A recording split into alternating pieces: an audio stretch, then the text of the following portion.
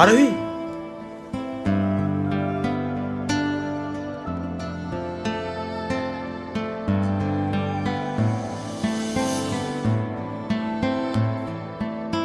এই তুমি এখানে কি করতে এসছো? আর এইসব কি ড্রেস আপ পরে এসছো? এইসব জায়গার তুমি যোগ্য না। এটুকু সেন্স নেই তোমার? কি বলছো তুমি এসব? শাট আপ, এখান থেকে বেরিয়ে যাও।